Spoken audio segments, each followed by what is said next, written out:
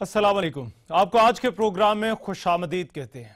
अब्दुल वली Khan university में मशाल नामी तालिब इल्म का बेईमाना कत्ल, अब ये जो वाक़या हुआ है इसके मुख्तलिफ पहलू हैं, मगर आज प्रोग्राम में मैं सिर्फ उन अनासर पर बात करना चाहता हूँ जिनकी वजह से इस तरह के वाक़यात होते हैं। वो दरे पर्दा होते हैं मगर उनकी लापरवाही और गफलत ऐसे सानियात को जन्म देती है। मैं बात करना चाहता हूँ यूनिवर्सिटी इंतज़ामिया और खैबर पख्तूनख्वा की पुलिस की।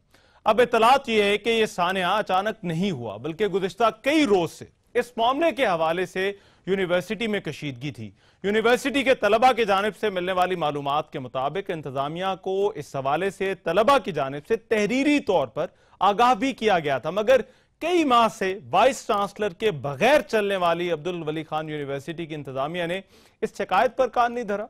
2 रोज पहले यूनिवर्सिटी इंतजामिया को मामले की संगीनी और किसी नाखुशगवार वाक़े के वकूअ पज़ीर होने के हवाले से बाज़ तलबा की जानिब से एक मरतबा फिर आगाह किया गया था। अब उसके बाद ये थोड़ा जागे और यूनिवर्सिटी इंतजामिया ने मशाल खान और उसके दीगर 2 साथियों को बुलाकर जामिया का माहौल खराब करने के इल्जाम में सवाल जवाब किए। इस इंक्वायरी के बाद मशाल खान ने खैबर टीवी को एक इंटरव्यू भी दिया था जिसमें वाइस चांसलर की तैनाती ना होने, बाज इंतजामी अफसरान और प्रोफेसर्स की करप्शन और इंतजामिया की नाअहली पर सख्त तनकीद की थी।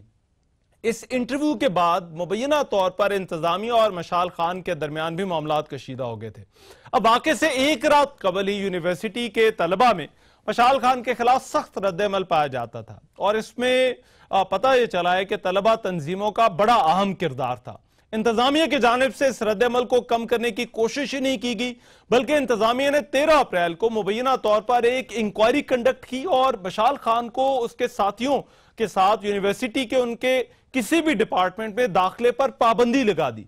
अब ऐनी शाहिदीन का यह भी बताना है कि इस इंक्वायरी के बाद मशाल जैसे ही बाहर आया उसे हजूम ने घेरने की कोशिश की, मगर मशाल ने हॉस्टल में पनाह ले ली। इसी दौरान इंतजामिया और हॉस्टल वार्डन की जानिब से पुलिस को आगाह कर दिया गया।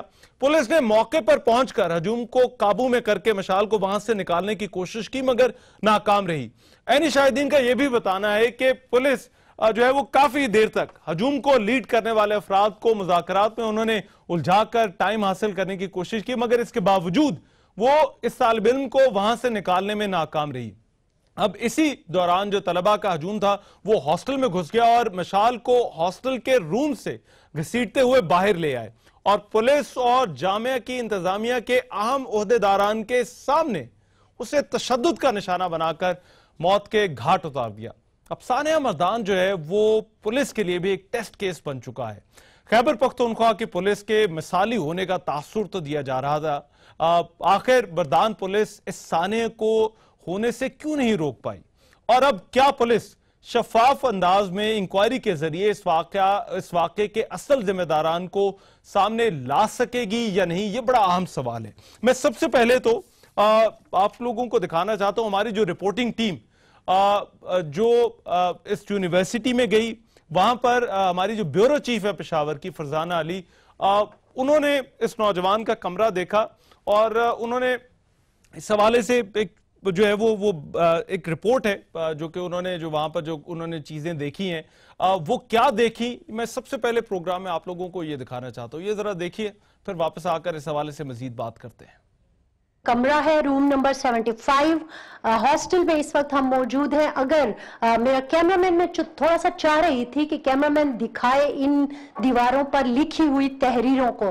हम स्टार्ट करते हैं इस दीवार से, Allah is the greatest and prophet Muhammad peace be upon him is the messenger of God. ये उन्होंने यहाँ पे लिखा हुआ है, नीचे उनका नाम मौजूद है। अगर मैं दूसरी दीवार की बात करूं और कैमरामैन इस तोड़ फोड़ के साथ आपको वो दीवार भी दिखाए तो आपको नजर आएगा कि कार्ल मार्क्स की तस्वीर भी एक लगी हुई है, उसके बाद चे गुवेरा की तस्वीर लगी हुई है। फिर अगर खिड़की के साथ ऊपर अगर कैमरा दिखा सके तो आप देखें कि अकबर बुगटी की तस्वीर भी लगी हुई है।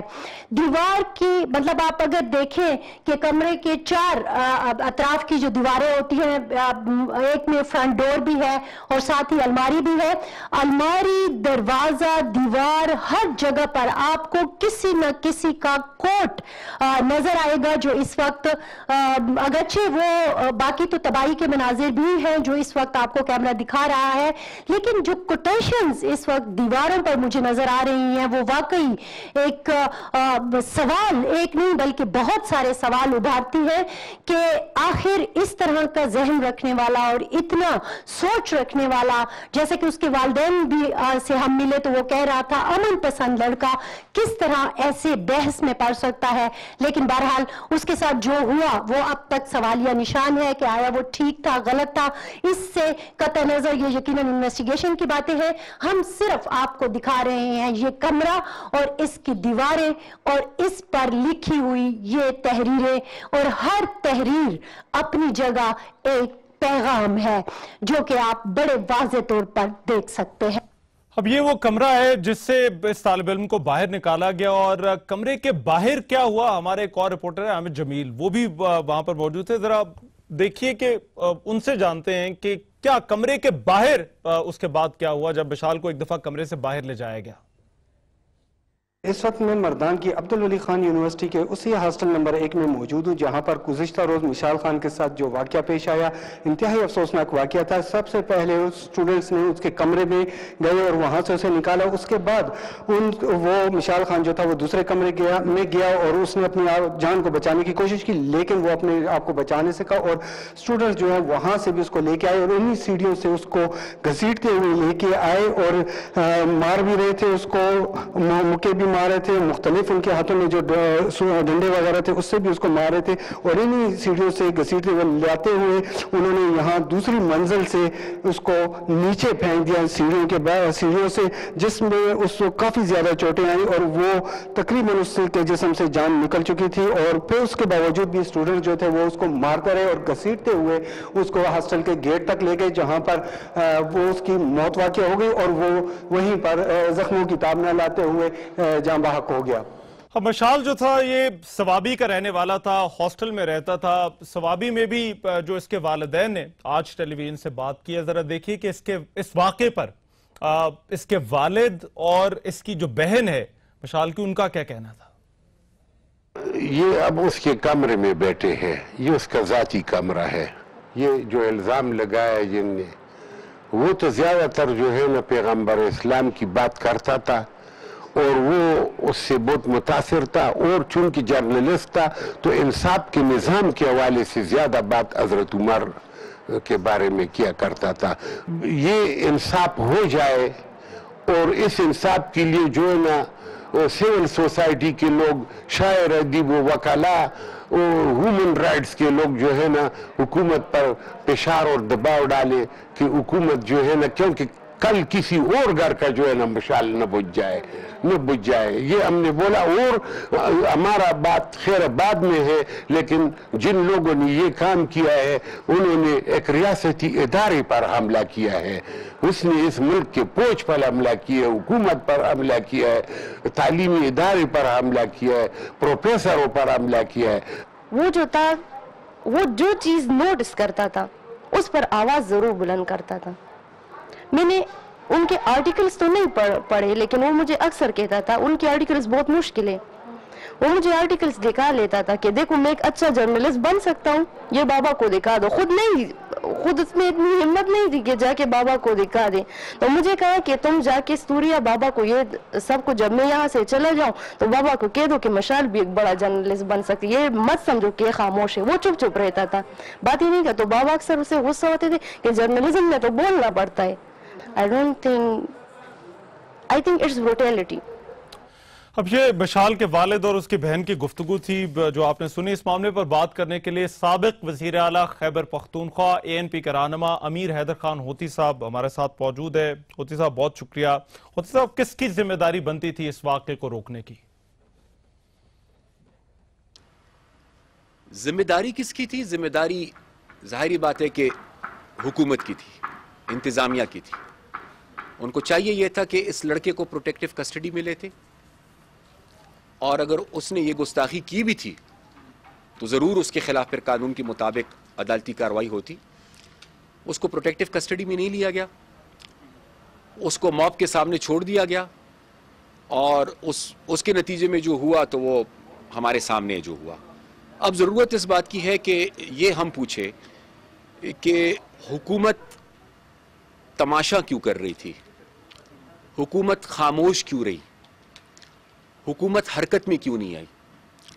सवाल ये उठता है कि यूनिवर्सिटी में एक वाइस चांसलर अपनी मुद्दत पूरी करके रुखसत हो गए थे, उस यूनिवर्सिटी में दूसरे वाइस चांसलर को तैनात क्यों नहीं किया गया।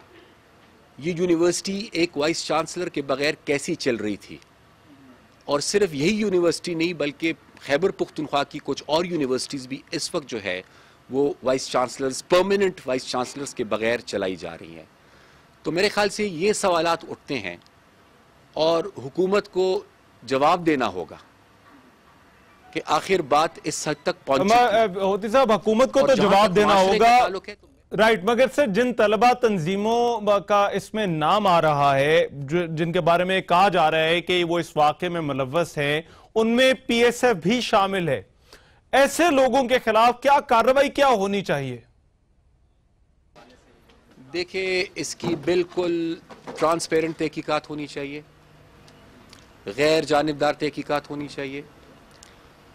और अगर कोई भी जो मुलव्विस है, अगर किसी ने कोई गैर कानूनी काम किया है, अगर किसी ने कानून को अपने हाथ में लिया है, तो जाहिर बात है कि कानून सबके लिए एक है, चाहे वो सियासी हो चाहे वो गैर सियासी हो। किसी का ताल्लुक किसी भी पॉलिटिकल पार्टी से हो, पॉलिटिकल पार्टी से एफिलिएशन आपको ये इजाज़त नहीं देती कि आप कानून को अपने हाथ में ले लें। अगर ऐसा है और हमने ऐसी ही माशरे में रहना है तो फिर तो बेहतर है कि इस पार्लियामेंट को भी बंद कर दे, कानून की इस किताब को भी बंद कर दे और अदालतों को भी बंद कर दे और ये ऐलान कर दे हुकूमत कि जी पाकिस्तान में जिसकी मर्जी जो करना चाहे कर ले, कोई पूछने वाला नहीं। मगर सर, तशवीश की जो बात है ना वो ये है कि ये काम बड़ा मुनज़्ज़म तरीके से हुआ, स्टूडेंट्स हैं जो कि एक पढ़ी लिखी लॉट है, तलबा तंजीमें हैं, इस पर किस तरह से कार्रवाई किस तरह से होनी चाहिए? देखिए, इस तरह है कि मैं फिर अपनी बात को दोहराऊंगा कि ये ऐसे मामलात हैं कि शायद आप तो मुझसे सवाल कर रहे हैं, बहुत सारे ऐसे लोग हों कि जो शायद इस पे सवाल करते हुए भी 10 दफ़ा सोचे कि मैं सवाल करूं या ना करूं। मैं आपको जवाब दे रहा हूं, बहुत सारे ऐसे लोग होंगे कि वो 10 दफ़ा सोचेंगे कि मैं इस मौजू पे बात करूं या ना करूं। तो सोसाइटी में एज अ होल, जिस तरह मैंने आपको कहा, देखिए ये बड़े बारीक मामलात हैं, इसकी बारीकी को हमें समझना होगा। और मैंने फिर अपनी बात को दोहराऊंगा कि मेरे ख्याल से हमारे माशरे में अभी हम वो अवेयरनेस पैदा नहीं कर सके, अच्छा, जिसकी वजह से इस तरह के वाकयात रूनुमा हो जाते हैं। लेकिन by the end of the day अगर आप मुझे कहते हैं कि आप सिंगल आउट करके रिस्पॉन्सिबिलिटी फिक्स करें, तो सिंगल आउट करके अगर मैं रिस्पॉन्सिबिलिटी फिक्स करूंगा तो जाहिर बात है कि मैं तो फिर गवर्नमेंट ऑफ द डे और एडमिनिस्ट्रेशन पे रिस्पॉन्सिबिलिटी डालूंगा, वही रिस्पॉन्सिबल है। ठीक है, बहुत शुक्रिया अमीर हैदर होती साहब, साबिक वज़ीर आला खैबर पख्तूनख्वा हमारे साथ मौजूद है। शौकत यूसुफजई साहब तहरीक इंसाफ के रहनुमा, वो हमारे साथ मौजूद है। शौकत यूसुफजई साहब, अभी अमीर हैदर होती की गुफ्तगू शायद आपने भी सुनी हो, वो कहते हैं हुकूमत वक्त रिस्पॉन्सिबल है जिसने ऐसे हालात पैदा किए हैं इन यूनिवर्सिटियों में, इन दरसगाहों में कि इस तरह के वाकयात होते हैं। अब क्या ये बात ठीक है सर? देखिए, जहाँ तक वाकया का मसला है, काफ़ी हसास मामला है और इसकी हम मजम्मत भी कर चुके हैं। आज वज़ीर आला ने असम्बली में बड़ी डिटेल के साथ बात की है और ये चूँकि एक माइंडसेट है जो इस तरह के हरकत कर सकता है, कर रहा है। और जहाँ तक देखें, आप डेवलप कंट्रीज़ के अंदर देख लें, अमेरिका में हम आए रोज़ खबरें पढ़ते हैं कि जी यूनिवर्सिटियों में फायरिंग हो गई है, यूके के अंदर फायरिंग हो गई है। दूसरे तीसरे ममालिक जब भी आप देखें तो वो डेवलप ममालिक है। ये ज़रूरी नहीं है कि सिर्फ पाकिस्तान के अंदर ऐसे वाकयात होते हैं, लेकिन ऐसे वाकयात का होना ये अस खुद एक सवालिया निशान है, होना नहीं चाहिए। और जहाँ तक इसमें दो चीजें हैं शौकत साहब, अब इसमें दो चीजें हैं। एक तो ये कि जो सबसे पहले यूनिवर्सिटी इंतजामिया का किरदार है, कहा जा रहा है कि 2-3 दिन से माहौल बन रहा था और इसको रोका जा सकता था। इस वाक़े को मैं वजूहात में चले वो तो एक तरफ रखते, मगर इस वाक़े को रोका जा सकता था। लैप्स है कहीं ना कहीं पर, तो अगर यूनिवर्सिटी इंतजामिया उनका कोई ऐसा शख्स, उनकी तरफ से ऐसी कोई लापरवाही सामने आती है तो उनके खिलाफ एक्शन होगा? डेफिनेटली होगा। आज वज़ीर आला साहब ने असेंबली के अंदर अनाउंस किया है जुडिशियल इंक्वायरी, और जुडिशल इंक्वायरी होगी इस वाक़े की पूरी, इसका सारा बैकग्राउंड और इसका सारा जो इसमें पुलिस का रोल, इसमें इंतज़ामिया का रोल, उस सबको देखा जाएगा और जो भी गिल्टी होगा इंशाअल्लाह ताला उसको सज़ा मिलेगी। इसलिए कि जंगल का कानून तो बर्दाश्त नहीं हो सकता, यहाँ पे कानून है, ब्लास्फेमी लॉ मौजूद है। अगर कोई तौहीन रिसालत करता है तो उसके लिए हुकूमत का कानून मौजूद है, उसको सज़ा मिलेगी बाकायदा। किसी इंडिविजुअल को यह हक हासिल नहीं है कि वो खुद सज़ा दे। तो मेरे ख्याल से ये अच्छा मैसेज नहीं है और ना ही हुकूमत इस चीज को बर्दाश्त करेगी। अच्छा, पुलिस का जो किरदार है शौकत यूसुफजई साहब, उस पर भी बहुत ज्यादा सवालात उठ रहे हैं कि पुलिस भी इस वाक़े को होने से रोक सकती थी मगर ऐसा करने में नाकाम रही, और अब जबकि ये वाकया हो गया है तो अब इसके बाद आप लोग तो कहते हैं ये खैबर पख्तूनख्वा की पुलिस मिसाली पुलिस है, तो अब इस मिसाली पुलिस के लिए भी टेस्ट केस है कि ये मामला, इसकी तफ्तीश किस तरह से होती है, इस मामले को इसके मंतकी इंजाम तक किस तरह से पहुंचाया जाता है। देखिए, ये चूंकि तालीमी इदारे के अंदर ये वाक़या हुआ है और वहाँ आपको पता है कि पुलिस इस तरह इंटरफेरेंस नहीं कर सकती डायरेक्टली। ये है कि इंतज़ामिया जो वहाँ यूनिवर्सिटी की इंतज़ामिया है वो इसकी रिस्पॉन्सिबल ज़रूर है, और अगर उनको पता था कि इस तरह की कोई सिचुएशन चल रही है तो उनको ज़रूर पुलिस को इन्फॉर्म करना चाहिए था और इस तरह तब जाके वाक़या रुक सकता था। लेकिन अब चूँकि इंक्वायरी के मराहल में अब सारी चीज़ें देखी जा रही हैं, तहकीकात का हुक्म दे दिया गया है, जैसे ही इंशाअल्लाह ताला जुडिशल इंक्वायरी कंप्लीट होती है और जो कल्प्रिट सामने आते हैं गवर्नमेंट उनके खिलाफ सख्त एक्शन लेगी। ठीक है, शौकत यूसुफजई साहब बहुत शुक्रिया, हमारे साथ मौजूद है शौकत यूसुफजई। और बहरहाल ये वाक़या तो हुआ है और जैसे मैंने कहा कि वजूहात को अगर एक तरफ रख भी दें, ये ऐसा वाक़या है कि ऐसा महसूस होता है कि इसको रोका जा सकता था और उसमें इंतज़ामिया का किरदार और पुलिस का किरदार बड़ा अहम था। बहरहाल तहकीकात होनी चाहिए, अब इस वाक़े के जो हवाले से जो है वो तहकीकात होंगी तो फिर आगे पता चलेगा कि कौन कसूरवार है। अभी हम एक ब्रेक लेंगे प्रोग्राम में और ब्रेक के बाद सरदार नबील गबोर साहब हमारे साथ मौजूद होंगे और उनसे हम बात करेंगे उज़ैर बलोच वाले मामले पर और कराची की सियासत के हवाले से भी, लियारी की सियासत के हवाले से उनसे बात होगी। इस ब्रेक के बाद हम वापस आ रहे हैं।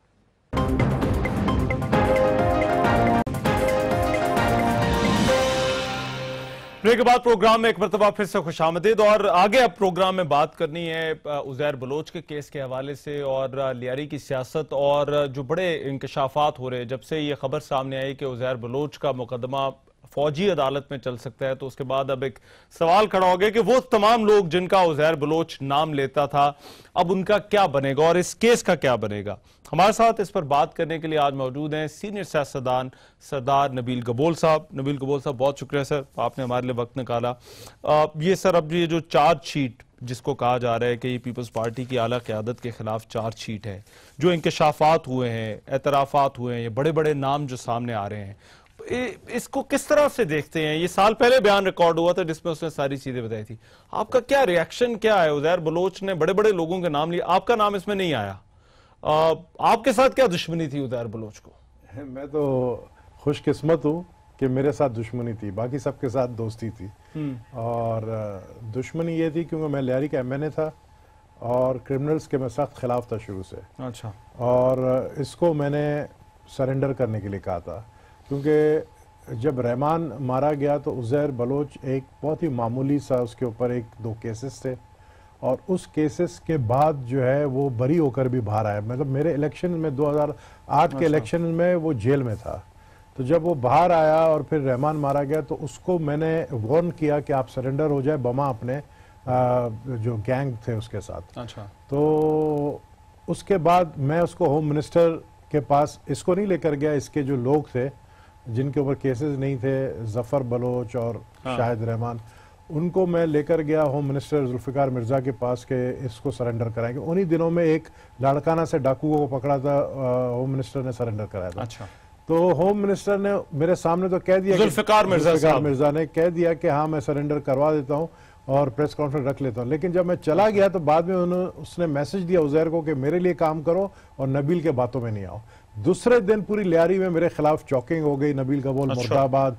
और ये बात सही है कि उज़ैर बलोच सियासतदानों की मदद करता था, उन्हें टिकटें दिलवाता था इलेक्शन के लिए? देखिए, कोई ऐसा सियासतदान नहीं था मां सिवाय मेरे जो उसके घर गया हो। बल्कि कल तो मैंने आपके मीडिया में काफ़ी चैनल में देखी हैं कि मुस्लिम लीग नून वाले जो पाकिस्तान पीपल्स पार्टी पे इल्ज़ाम लगाते हैं, गौस अली शाह ने तो बाकायदा उज़ैर को तैयार कर लिया था प्रेस कॉन्फ्रेंस के लिए। मारवी मेमन, गौस अली शाह दोनों ने, निहाल हाशमी भी था, उसके घर गए हैं, एक दफा नहीं 4 दफा उसके घर ये गए हैं। पीएमएलएन की क़यादत जो है, क़यादत यानी पीएमएल की सदर 2012 की, अच्छा, एंड ऑफ 2012, 2013 के इलेक्शन से कोई 5-6 महीने पहले। वो फोटो चले भी हैं, मीडिया में है वो फोटो। सूट पहनकर गौस अली शाह पहली दफा गया, 4-5 दफा गया, उसके खाने पर भी गया। और गौस अली शाह साहब प्रेसिडेंट थे पीएमएल नून के, सिंध के प्रेसिडेंट थे।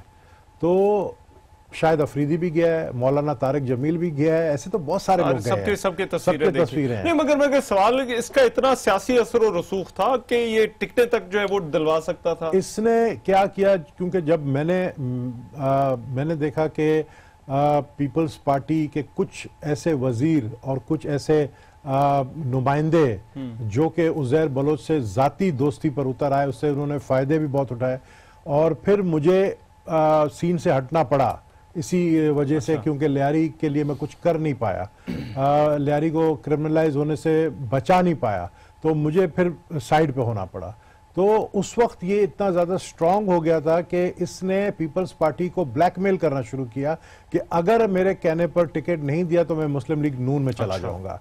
बल्कि आपको इसकी अपनी स्टेटमेंट है कि इसने मलीर से एक हमारे दोस्त का नाम लिया था कि उसको टिकट दिया जाए, पीपल्स पार्टी को कहा, सिर्फ एक टिकट उसके कहने पर नहीं दिया गया मलीर। उससे कहा मलीर में मैंने मुस्लिम लीग नून के लिए काम किया और उस कैंडिडेट को मैंने जिताया 2013 के इलेक्शन में।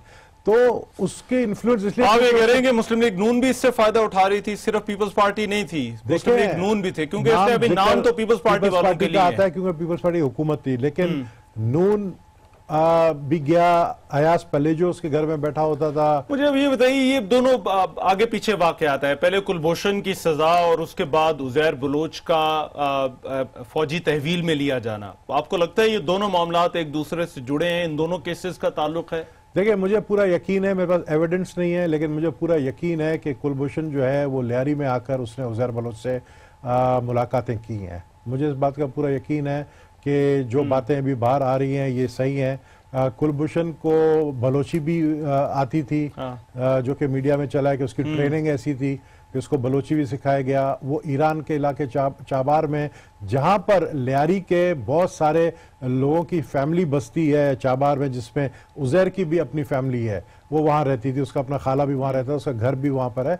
तो ईरानी इंटेलिजेंस ने उज़ैर को पासपोर्ट भी दिलाया, ईरानी पासपोर्ट दिलाया, जिसके बिना पर मगर क्या कुलभूषण और उज़ैर का आप ये कह रहे हैं कि आपको मैंने 1 साल पहले कहा था कि ईरानी इंटेलिजेंस के साथ इसका राब्ता है। 1 साल पहले मेरी मीडिया में ये बात चली थी, मैंने कहा था कि उज़ैर का ईरानी इंटेलिजेंस के साथ। तो कुलभूषण के हवाले से जो इंकशाफात हुए ईरानी इंटेलिजेंस, और फिर उज़ैर के अब जो इंकशाफात हैं ईरानी इंटेलिजेंस के हवाले से, तो आप को ये लगता है ये तीनों नुक्ते जो है वो मिले हुए हैं? बिल्कुल मिले। कुलभूषण जो था वो कराची में ऑपरेट करता था 2 लोगों के थ्रू, एक MQM अल्ताफ हुसैन के लोगों के साथ मिलकर और एक उज़ैर के साथ मिलकर वो कराची में ऑपरेट करता। मगर अब आपको क्या लगता है ये ठीक फैसला हुआ है कि जो उज़ैर का मुकदमा है वो फौजी अदालत में चलना चाहिए, इसको फौजी तहवील में होना चाहिए? बिल्कुल होना चाहिए। आप देखें कि उज़ैर वो शख्स था जिसने पूरी कराची को टेरराइज किया हुआ था, वो शख्स था जो लोगों के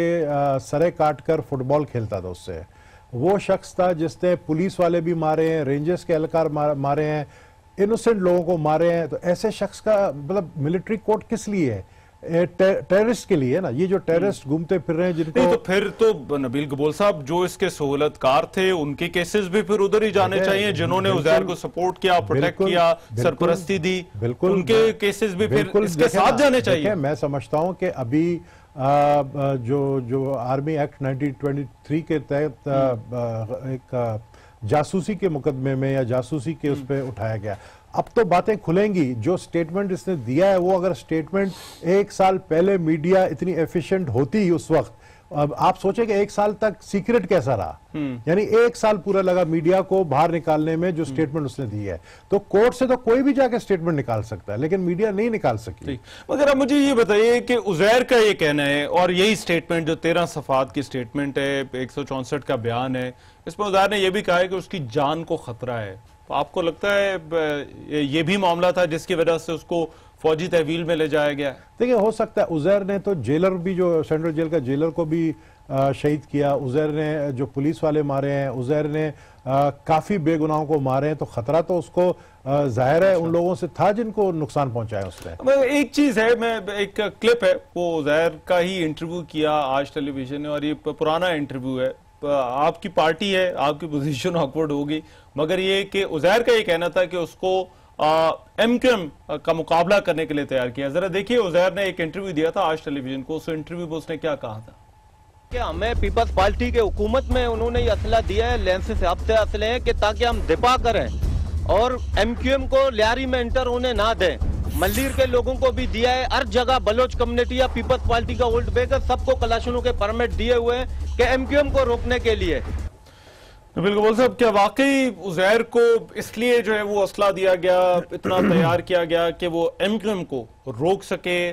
ये झूठ बोलता है। एक तो मैं आपको इसकी, अगर आपका ज्यादा टाइम हो तो मैं पूरा हिस्ट्री आपको बताता कि ये क्या था और किस तरह डॉन बना, लेकिन ये एमक्यूएम की जो बात कर रहा है, लियारी में तो एमक्यूएम का वजूद ही नहीं है। एमक्यूएम अगर एक लियारी में है तो सिर्फ और सिर्फ आगरा ताज कॉलोनी, जो कि लियारी का हिस्सा कह सकते हैं आप, UC1। मगर उजैर सिर्फ लियारी में तो इस्तेमाल नहीं हुआ ना, वो तो जो उसका एतराफी बयान है तो वो तो 10 और जगहों पर भी इस्तेमाल हुआ है। कराची में ये बात हकीकत है कि एक ऐसा वक्त आया कि बलोच और महाजरों की लड़ाई करवाई गई, और उसमें बलोच भी बेगुनाह मारे गए, बहुत ज्यादा मारे, और उर्दू बोलने वाले भी मारे गए। और YouTube में वीडियोस मौजूद हैं कि किस तरीके से सरें भी काटी गई, किस तरीके से उनको बर्बियत का निशाना बनाया गया, ये सब वीडियोस मौजूद है।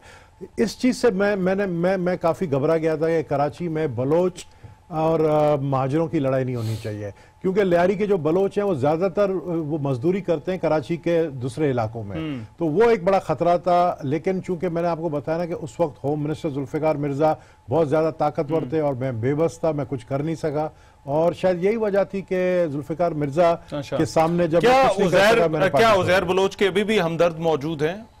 उजैर बलोच के हमदर्द अब कोई नहीं है, सिवाय माँ सिवाय जो ये आज तक कहते हैं कि आज भी मैं उजैर बलोच को ओन करता हूं, जो लोग कहते हैं कि आज भी वो मेरा बेटा है। जैसे हमारी एक वो न्यूयॉर्क की औरत है तनवीर जमानी, वो उसकी स्टेटमेंट आई कि आज भी उजैर बलोच को मैं अपना बेटा समझता हूं। या जुल्फिकार मिर्जा कहता है कि आज भी मैं जो है उजैर, तो सिर्फ ये लोग रह गए, सिर्फ ये लोग रह गए, बाकी उसको कोई ओन। देखे, मैं आपको एक बात बताऊं, गद्दार हो, कुलभूषण हो, उजैर हो या एमक्यूएम लंदन वाले हों, इन्होंने पाकिस्तान के साथ गद्दारी की, उनके सबकी सजा एक ही होना चाहिए।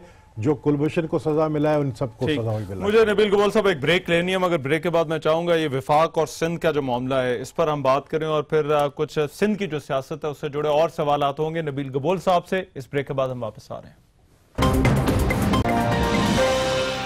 ब्रेक के बाद प्रोग्राम में एक मरतबा फिर से खुशामदीद। सरदार नबील गबोल के साथ हमारी जो गुफ्तगू है वो अभी जारी रखेंगे। नबील गबोल साहब, मैंने ब्रेक पर जाने से पहले मैं टॉपिक बदलना चाह रहा था, मगर एक सवाल रह गया। अब उजैर बलोच ने इतने पीपल्स पार्टी के लोगों के नाम लिए, आपका ताल्लुक पीपल्स पार्टी से, क्या पीपल्स पार्टी इन लोगों को अब डिसओन करेगी? क्या इन लोगों से जान छुड़ाएगी जिनके नाम उजैर बलोच ले रहे हैं? देखें, मैंने अभी तक वो स्टेटमेंट नहीं पढ़ा, मुझे नहीं पता है कि उसमें किस किस का नाम है। अब वो ये कानूनी एक मसला है। यूसुफ बलोच का है, फरियाल तालपुल का है, नुसरत मनान का है, फैसल रज़ा अब्दी का है, अब्दुल कादिर पटेल, इनके तो पहले अब्दुल कादिर पटेल साहब के पहले हालात खराब है। हाँ, लेकिन मैं देखें, ये जो भी है अब इसको कानून के मुताबिक होगा, जाहिर है, क्योंकि इसका स्टेटमेंट मजिस्ट्रेट के सामने रिकॉर्ड किया गया है। अब कानून के मुताबिक होगा। कानून 1 साल पहले ये स्टेटमेंट दी है, मीडिया को अब पता चला है। कादिर पटेल की आपने जिक्र की, तो कादिर पटेल अरेस्ट भी हुआ, लेकिन ये केस उस पर नहीं चला। आप देखें ना, उस पे केस को, अगर ये एतराफी बयान उनके पास था तो फिर उनको जमानत कैसे मिल गई? क्या मैं ये अगर ये उजैर बलोच का एतराफी बयान उनके पास था, किसी मीडिया के किसी शख्स ने इस बात पे सवाल किया है कि अगर कादर पटेल के खिलाफ वो स्टेटमेंट उज़ैर ने दिया 1 साल पहले, जो कि इससे कहा है कि मैं कादर पटेल ने मुझे कहा था कि रजा कमांडो के भाई को मारो, कादर पटेल के कहने पर मैंने बहुत सारी सरकारी जमीनों पे कब्जा किया, गिरफ्तार होता है वो ज़ियाउद्दीन हॉस्पिटल के अंदर एक टेररिस्ट का इलाज करवाने पर, और इसका जिक्र आता ही नहीं है, ये केस बनता ही नहीं है। तो ये एक कानूनी क्वेश्चन है, ये इसको मेरे ख्याल में आप एक कानूनदान से पूछे। अच्छा, ये अब जरा इस पर आते हैं। मियां साहब भी बड़े एक्टिव हुए हैं, वफाक और सिंध एक दूसरे के आमने सामने, कल बड़ी जो है वो धुआंधार तकरीर की वजीर आला सिंध ने भी। ये क्या मामला है? क्या पीपल्स पार्टी का और नून लीग का तो कहा जाता था मुकाए, बारियां लगी हुई हैं, देखिए क्या अब वो टाइम खत्म हो गया या इलेक्शन से पहले नूरा कुश्ती शुरू हो गई है? मैं आपको एक बात बताऊं कि नवाज शरीफ समझता है कि सिंधी लोग, सिंध के आवाम बेवकूफ है। एक तो ये तय है कि वो अपनी तरह समझता है कि जैसे वो बोले दिखते हैं, वो समझता है कि सिंधी भी बोले हैं। यार मुझे एक बात बताएं, इलेक्शन में 10 महीने रह गए हैं, आप 10 महीने पहले ठट्टा में जाकर, जेकमाबाद में जाकर 100-100 करोड़ रुपए का ऐलान करते हैं और ऐसे आकर कहते हैं कि पता नहीं जैसे कोई बहुत बड़ा एक मतलब मेरे जेब पैसों से भरा हुआ है, मैं भर के आया हूं पैसे, बताओ कितना चाहिए। यानी आप बोली लगा रहे हो सिंधी कौम की और आप आकर कहते हो कि मैं 1 अरब रुपया यानी 100 करोड़ रुपया देने तो आपको लग रहा है कि नवाज शरीफ बोली लगा रहे हैं? ये सिर्फ और सिर्फ जो है अवाम को बेवकूफ बनाने के लिए आप करके दे। 4.5 साल पहले आपके खुद एक मिनिस्टर ने मुझे ये बात कही थी, जब मुझे अप्रोच किया गया कि आप जब मैं 2 साल तक कमा रहा था, मतलब मैं किसी जमात में नहीं था, तो सियासी कमा रहा था, तो मुझे बहुत पार्टियों ने ऑफर की थी, पीटीआई ने, मगर आप पहले जमातों में रहे थे ना, पता नहीं मुझे पहले जमातों से जो छोड़ के आए उसको क्या कहते हैं? नून को जो वो वापस अपने घर गया ना, मतलब अगर आप पूछ रहा था कि कमारा तब होता है ना जब किसी ने सियासी जमात ज्वाइन ना की हो। आप तो पहले रहे थे, तो उसको क्या वापस अपने घर गया। देखे सुबह का बुला शाम को घर लौटा, से बुला नहीं कहते, उसको ये कहेंगे। चले मियां साहब की बात हो रही है। अच्छा, मियां साहब की मुसीबत ये है, मसला ये है कि एक तो उन्होंने आज ऐलान कर लिया कि मैं 100 करोड़ रुपया डिस्ट्रिक्ट चेयरमैन को दे दूंगा। डिस्ट्रिक्ट चेयरमैन पीपल्स पार्टी के निकले, तो साथ में खड़ा हुआ जो पीएमएल नून का डिस्ट्रिक्ट प्रेसिडेंट था असलम अबड़ो, उसने तो कान में बोला, भाई डिस्ट्रिक्ट चेयरमैन तो पीपल्स पार्टी के, उसको क्यों 100 करोड़ दे रहे हो? हमने इतना खर्चा किया, मेहनत किया, हम यहाँ पर खड़े। फिर उसको अपना स्टेटमेंट सॉरी करके चेंज करना पड़ा कि नहीं मैं तुम लोग को दूंगा, यानी पीएमएल नून वालों को। पीपल्स पार्टी की जो हुकूमत है उसने भी तो एकदम से जो है वो अपने सियासी बयान पेश कर दिए। वो जरदारी साहब के 3 करीबी दोस्त के पीपल्स पार्टी ने उसे अपना इशू बना लिया हुआ है। आपको पता है सिंध में आप कभी जाए ना, आपको कराची में आते हैं, 5 स्टार होटल में रहते हैं, वहां जनरेटर है, लाइट नहीं जाती है। आप कभी इंटीरियर सिंध जाएं, 18 घंटे लाइट नहीं होती है इस गर्मी में। आज नवाबशाह में 48 डिग्री था, आज आप लड़काना में 49 डिग्री था। 18 घंटे बिजली जानबूझ के वफाक नहीं दे रही है ताकि वो एक जुल्म कर सके पीपल्स पार्टी के वोटर्स के। अगर उन्हें वोट लेने तो वो तो फिर बिजली दें। नहीं, वो इसलिए कि दिखा रहे कि देखो हम आएंगे तो बिजली आएगा, मगर हमें वोट नहीं दोगे तो हम आपको। कल सईद गनी मेरे प्रोग्राम में थे, वो सियासी गुमशुदगियों पे हमने जो जरदारी साहब के जो बड़े करीबी रफका हैं वो उनका पता नहीं मिल रहा। क्या आपको लगता है? उन्होंने तो कहा कि ये सियासी मकासद हैं इनके पीछे, ये सियासी गुमशुदगी है। आपको क्या लगता है ये लोग कहाँ गए हैं, कहाँ गायब हो गए? मैं समझता हूं कि ये सवाल आप चौधरी निसार से करें, क्योंकि चौधरी निसार के इदारे हैं जो लोगों को उठा रहे हैं, तो आप उनसे ये सवाल करें उनको क्या मसला है, क्या दुश्मनी है, और ऐसे लोगों को उठाए जो कि गैर सियासी है, जिनके ऊपर कभी कोई अगर गैर सियासी हैं तो फिर पीपल्स पार्टी ने क्यों अपना ऑन कर रही है? मतलब ये पार्टी होदेदार तो नहीं है। अगर कोई मेरा दोस्त हो, ये तीनों जो है ना, ये जरदारी हाउस के बड़े करीबी, मतलब जब भी जरदारी साहब होते हैं तो उनके साथ ही उनके दोस्त हैं पुराने। तो मैं समझता हूं कि सिर्फ और सिर्फ पार्टी की लीडरशिप को अंडर प्रेशर डालने के लिए वफाकी हुकूमत अब हमले कर रही है सूबे के ऊपर। वफाकी हुकूमत, क्योंकि देखें वफाक सूबों के साथ लड़ इसलिए रही है क्योंकि उनको पता है सिंध से वोट नहीं मिलेगा, वो कोशिश कर रहे हैं। अब वो लोगों को लालच दे रहे हैं, खरीद रहे हैं। आपको लगता है ये कॉन्फ्लिक्ट, ये तनाजा जो है ये आगे बढ़ेगा? बिल्कुल बढ़ेगा, मैं समझता हूं बिल्कुल बढ़ेगा, क्योंकि बिजली हमारा बंद कर दिया है, गैस हमारा बंद कर दिया है, कुछ दिनों में आप देखेंगे ये ट्रेन भी, रेलवे भी बंद कर देंगे ये हमारा। तो ये एक सजा दे रहे हैं हमें, और फिर बाद में कहते हैं कि जी वफाक के खिलाफ क्यों बातें करते हैं। राइट। ठीक है, नबील कबूल साहब, इशू बहुत सारे थे, कुछ और भी सवालात हैं, मेरे पास वक्त कम है, मगर आज आपसे इतनी बात हो सकी, बहुत शुक्रिया। आज आप हमारे स्टूडियो में तशरीफ लाए। सरदार नबील कबूल की गुफ्तगू आपने सुनी। आज के प्रोग्राम से इतना ही। मेजबान रहमान अज़हर को इजाजत दीजिए। अल्लाह ने के बाद।